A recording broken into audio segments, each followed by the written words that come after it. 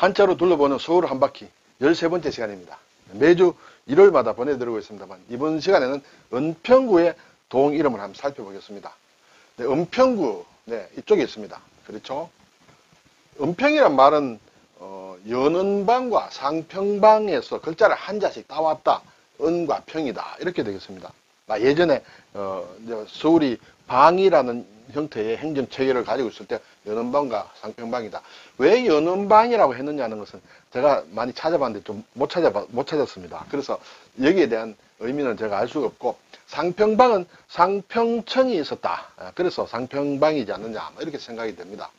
근데 이 두 개를 합친 은평이란 말은 1914년에 처음 나온다. 1914년에 은평면이라는 것이 설치가 됐다. 그러다가 나중에 이제 서울로 편입이 되고 그것이 서대문 쪽에 있다가 1979년에 서대문구에서 분구해서 신설되어서 은평구가 되었다. 이렇게 되겠습니다. 자, 동은 녹번, 불광, 가련, 구산, 대조, 응암, 역촌, 신사, 정산, 수색, 진관. 좀 익히 들어본 데도 있고 처음 듣는 데도 있으리라 생각이 됩니다. 녹번동부터 살펴볼까요? 녹번동은 상당히 생소합니다. 이름은 들었을지 몰라도 글자로는 상당히 생소하다. 한자로 따지면 더 생소하다. 푸른 돌록이다. 돌석변이다. 그렇죠? 또 번은 강 이름 반 또는 번, 발음이 두 개가 있습니다. 반으로 할 때도 있고 번으로 할 때도 있다. 여기에서는 녹번은 번으로 돼 있다. 그래서 이것은 어떻게 된 것이냐면 녹번현, 현이라는 것은 이제 고개를 뜻합니다. 고개, 녹번고개. 예.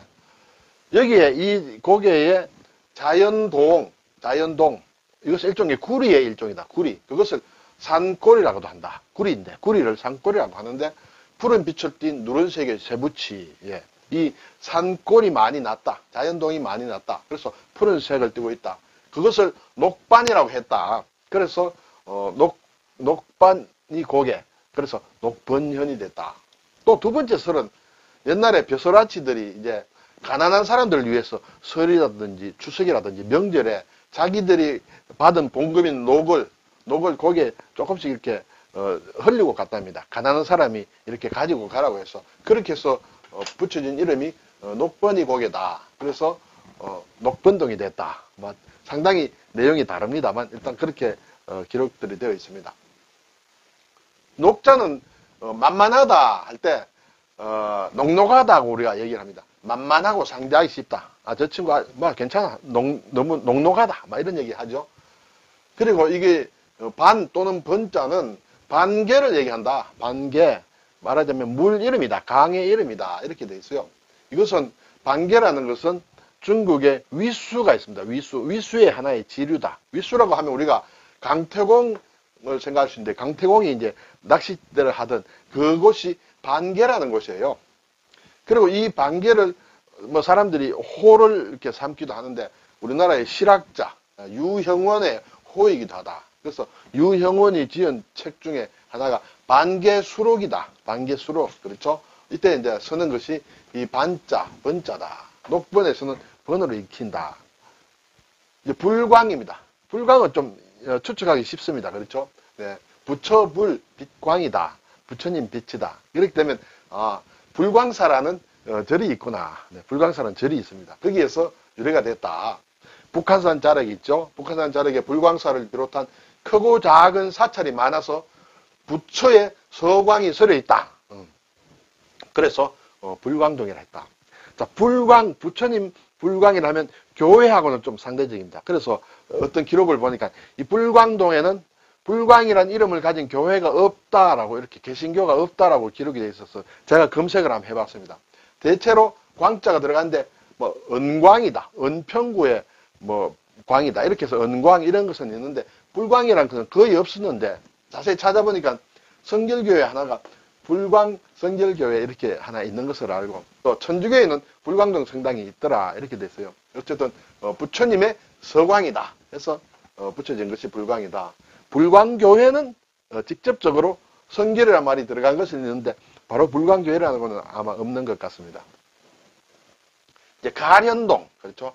그럼 대략 또 한자를 알면 좀 추측할 수 있죠. 갈은 칙을 얘기한다. 칙갈, 우리가 갈등이다 할 때 칙갈이에요. 현은 재현이다, 고개다, 그렇죠?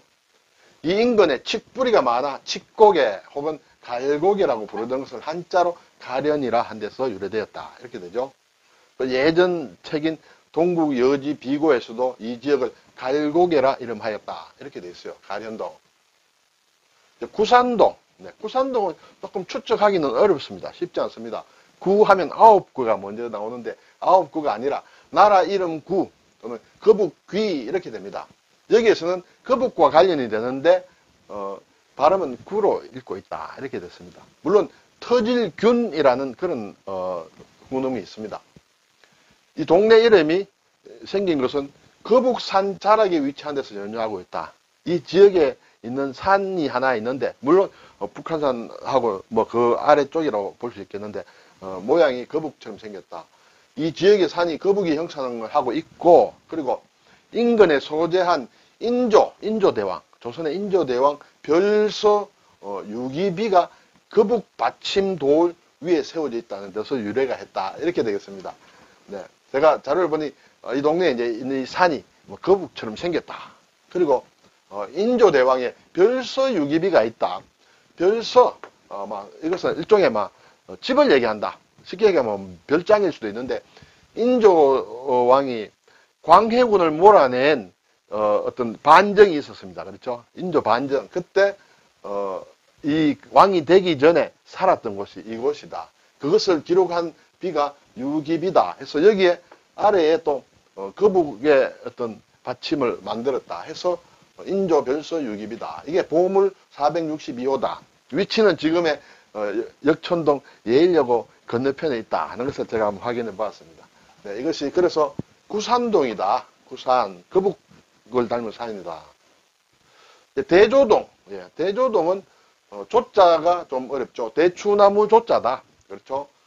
이것이 위에 이것이 두 개가 있는데 이거 하나는 이제 가시를 뜻하는 그런 글자다. 가시 자자다. 그렇죠? 가시를 뜻하는 글자다. 그래서 아래 위로 있다. 대추나무에는 가시가 많다. 이렇게 되죠. 대추나무가 많아 큰 대추나무골이라 한 것을 한자명으로 한 데서 유래했다. 그러니까 조율이시다. 제사상을 차릴 때 그렇죠. 대추, 율, 밤, 이는 이제 배, 시는 감이다 할 때 이렇게 차례대로 놓는 순서를 얘기할 때 조율이시한다. 이 글자가 양쪽으로 이렇게 있는 것은 가시극이다. 또는 맷대추나무 극이다. 이렇게 되죠. 이것은 아래 위로 있다. 그렇죠? 이런 얘기죠. 일일 부독서 구중생형극이다. 우리가 안중근 의사의 유목에 이렇게 통해서 많이 보는데 하루라도 글을 읽지 않으면 입안에 어떤 가시나무가 생긴다 할 때 이 형극 할 때 극이다. 그렇죠? 그래서 형극이라는 것은 가시를 얘기한다. 형극의 길은 가시밭길이다. 막 이런 가시길이다. 이런 얘기할 때 극자 그리고 이것은 이제 대추나무 조자다. 응암동, 한자로 응만 추리하면 알겠죠. 응하면 지리 땅 이름 얘기할 때 응은 이제 매를 얘기한다. 그래서 매응자다. 바위암이다. 아, 그 동네에 매처럼 생긴 바위가 있구나. 이렇게 추측할 수 있습니다. 이 유래는 마을 뒤 백년산이 있는데 백년산 기슭에 있는 커다란 바위 모양이 마치 매가 앉아있는 모습과 닮았다고 해서 매바위, 그래서 매바위 꼴이라고 했다. 거기에서 응암동이 유래가 되었다. 이것이 막 큰 것은 아닌데 바위가 아주 크지는 않다고 합니다. 백년산 매바위다. 백년산은 또 왜 백년산이라고 하느냐? 백년사가 있다. 뭐 이렇게 되겠죠. 네. 이제 역촌동, 역촌동이다. 그러면 역참이다 하는 것을 알 수 있습니다. 그렇죠? 조선시대 관리들이 장거리 여행을 할 때 말이 쉬어갈 수 있는 역, 여기에서의 역은 이름이 연서역이다. 여기 있어서 역말이라 불렀고 여기서 동네 이름이 역촌이 생겼다. 이렇게 되죠. 여기 들어간 몇 군데 우리나라 지명이 있습니다. 이외에도. 신사동. 신사동은 좀 재밌고 헷갈립니다. 신사동 한번 볼까요? 새신자에 절사자다. 그러면 새절이다는 얘기가 되겠죠. 옛날 이 마을에 절이 새로 생겼다. 그래서 신사가 있었던 데서 유래됐다.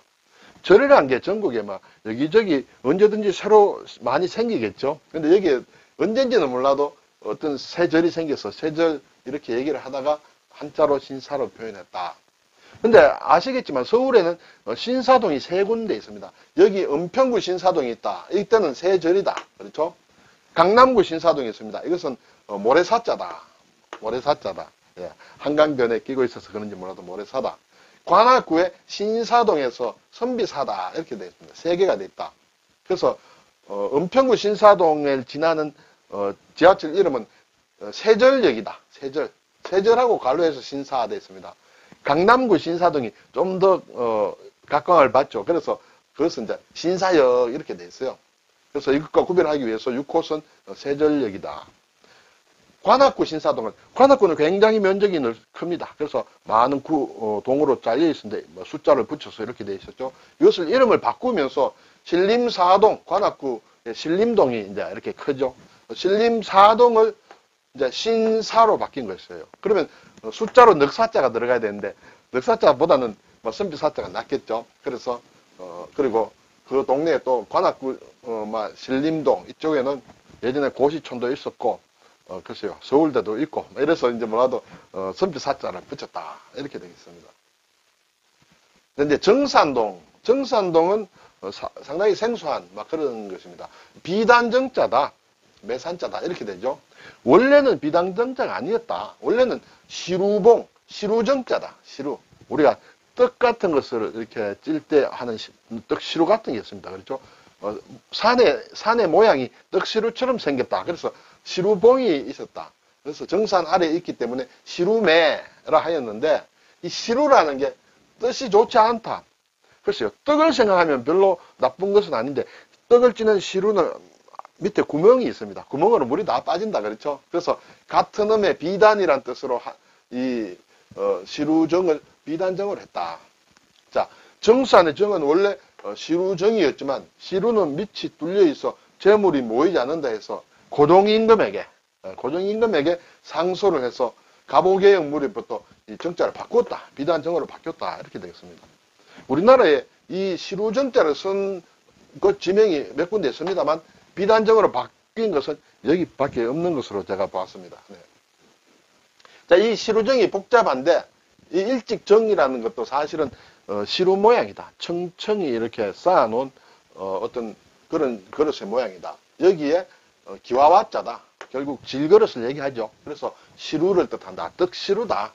정병이라 하면 시루떡이다. 그리고 이제 정산교 할 때도 이 정산을 쓰는 것 같습니다. 근데 이것이 이제 비단정으로 바뀌었다. 그렇죠? 네. 수색동, 수색. 예. 이름이 상당히 곱습니다. 수색. 물빛이다. 물숫자의 빛색이다. 지역적으로 원래 한강 하류에 위치했다. 그렇죠? 그래서 옛부터 이제 물과 관련이 좀 있었는데 장마철이 들면 한강물이 이렇게 쭉 올라가서 이 동네 앞까지 와서 물치 또는 무르치라는 그런 우리말이 있었는데 그 음이 변하고 이것을 한자로 표기한 것이 수색 또는 수색리 이렇게 했다. 그래서 수색이 됐다. 근데 그러면 이것이 이제 한강변에 접해야 되죠. 접해야 되는데 행정구역이 이렇게 자꾸 변하면서 지금의 마포구 상암동에 의해서 한강과는 접하지 않는다. 원래는 한강과 직접 접했다 이렇게 되죠. 이렇게 이제 한강이 있습니다. 여기 은평구죠. 오늘 하는 은평구예요. 여기에 수색이에요. 수색. 수색인데 한강과는 떨어져 있어요. 여기에 상암동이 생겼다. 상암동. 마포구 상암동. 그래서 잘라졌다. 원래는 여기까지 이제 수색이 되었었겠죠. 근데 또 잘라져서 수색은 이름은 한강을 뜻하는 물숫자가 들어가 있어도 실제로는 한강하고 접하지 않는다. 지금은 그렇게 되죠. 이제 마지막으로 진관동이다. 네.